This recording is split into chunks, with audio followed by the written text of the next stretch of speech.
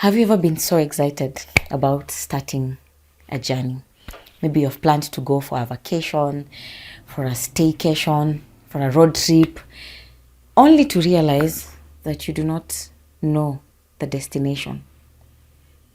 So you take Google Maps and open it for it to help you, but as long as you do not know your destination, you're not going anywhere, because Google Maps can only give us direction. We need to know the destination and then input it so that we can be able to get to where you're going. And sometimes that's how life feels. You're praying, you're working hard, you're showing up, you're giving it your all. But deep down, you're asking yourself, God, where am I headed in life? In my journey with God, I've come to understand that you do not have to have it all to walk with Him. Hi, my name is Katule Mbogwa. I'm a child of God, and I'm happy that you're here today. This is a space where we embrace the real journey of walking with God, healing, learning, growing, and choosing faithfulness over perfection every day. This is not perfect, just faithful.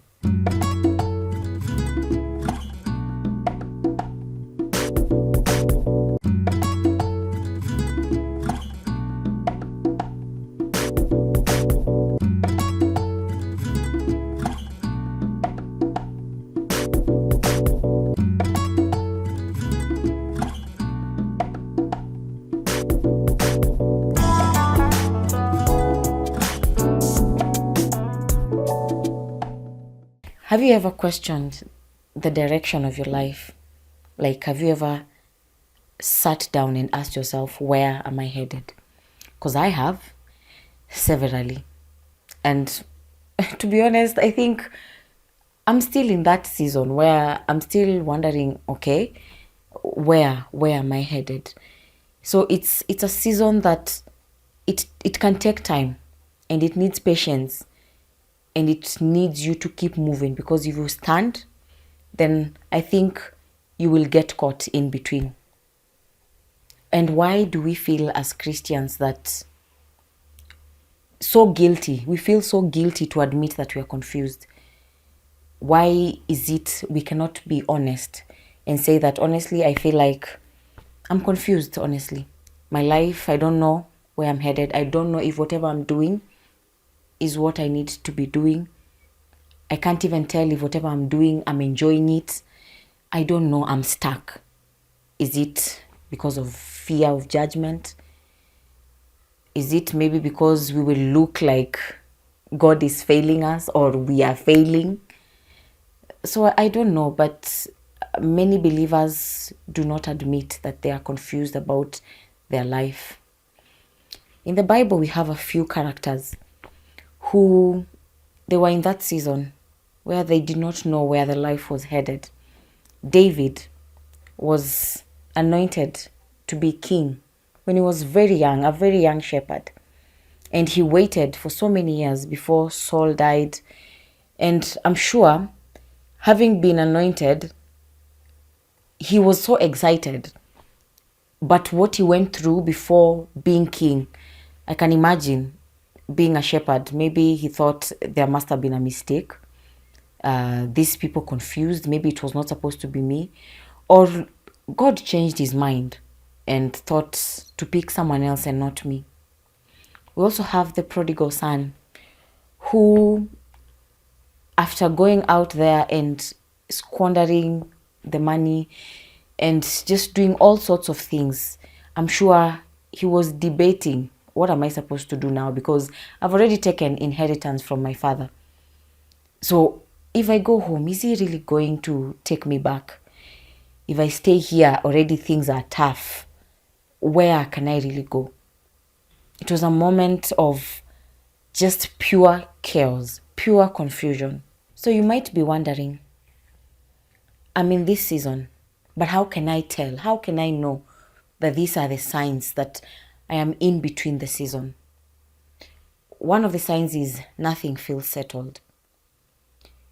You're in a space where nothing is working. You feel like where you're working at the moment, you're not supposed to be there. things, doors, everything is just in chaos.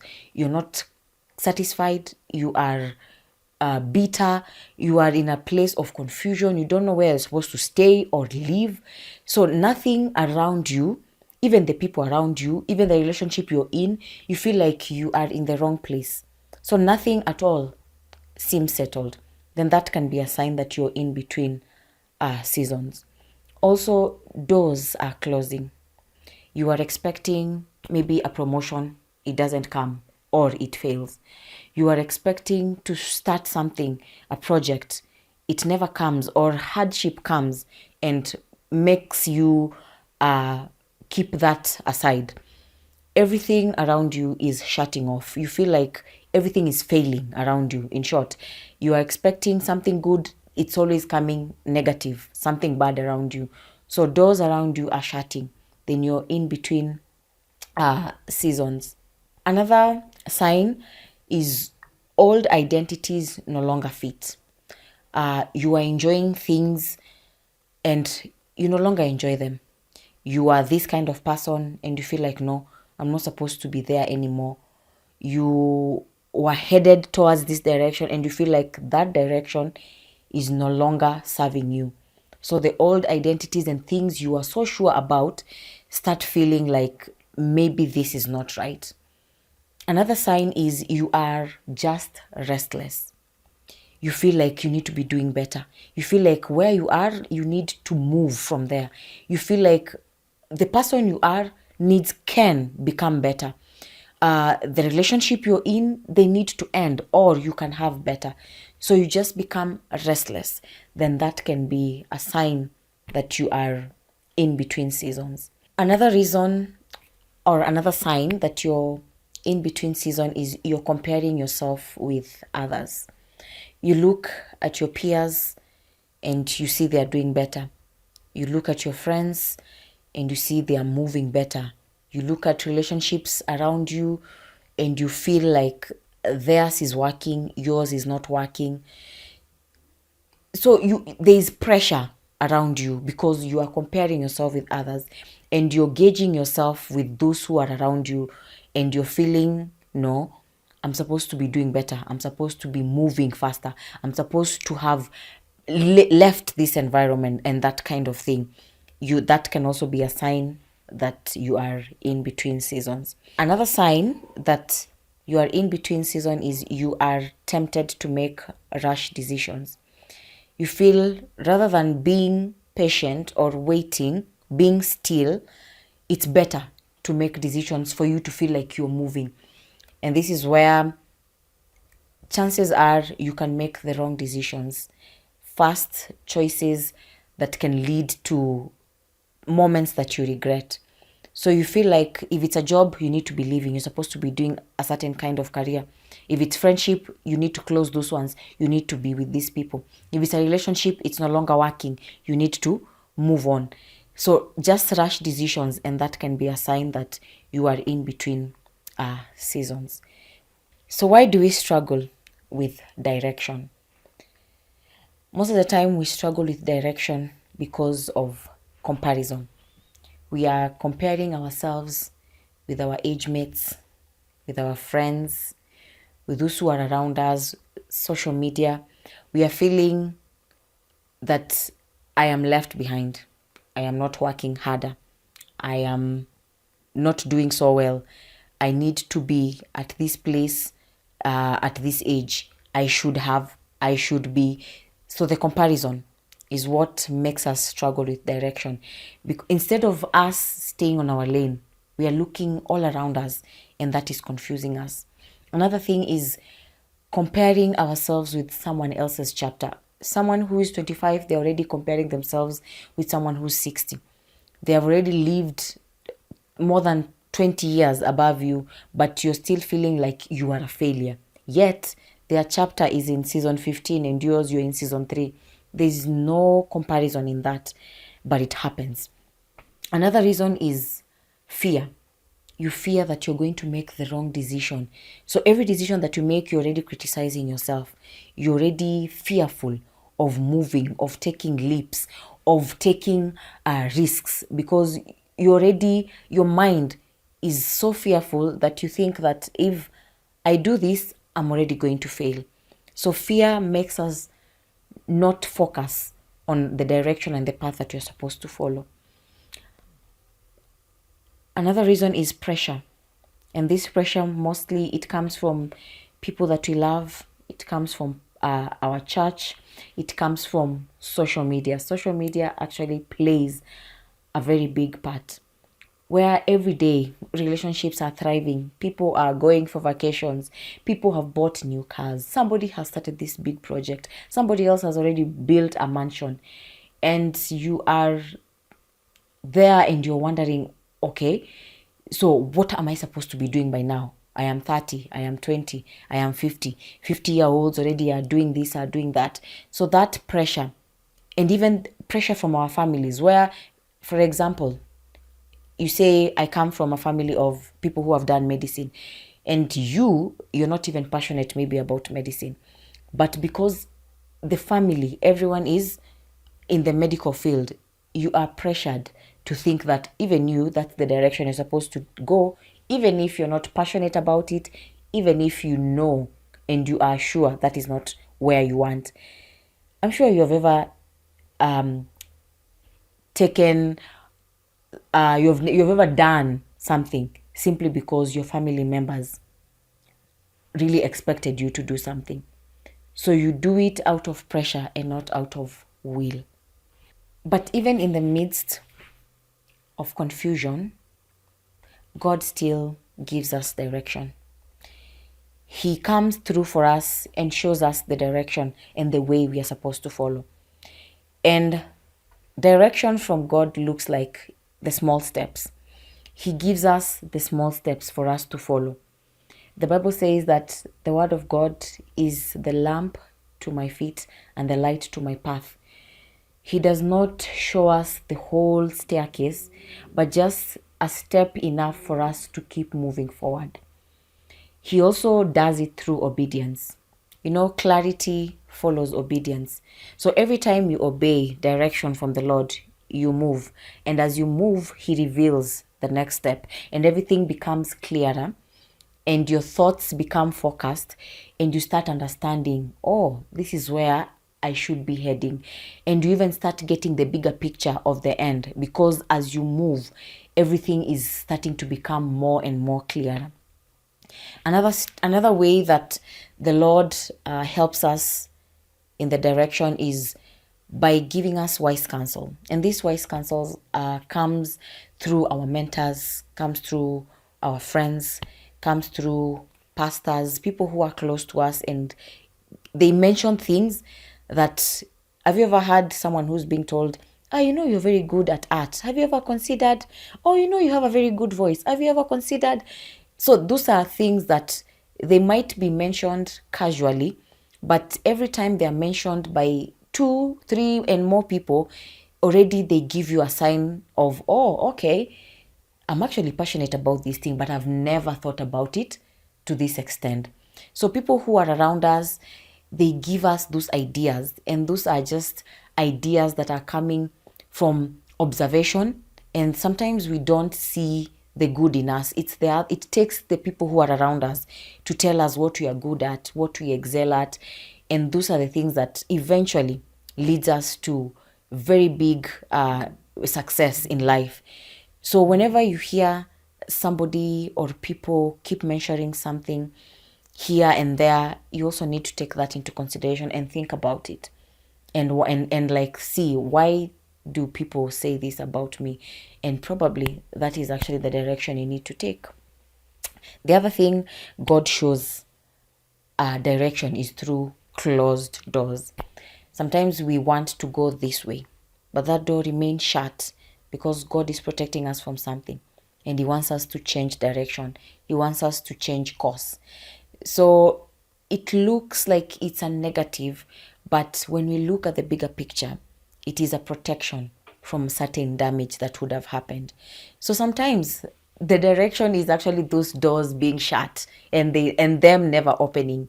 And by us changing direction, then where we were supposed to be, where we are supposed to thrive, then the doors begin opening. What do you do when you do not know what you need to do? You don't know the direction you need to follow. So during that time, what do you do?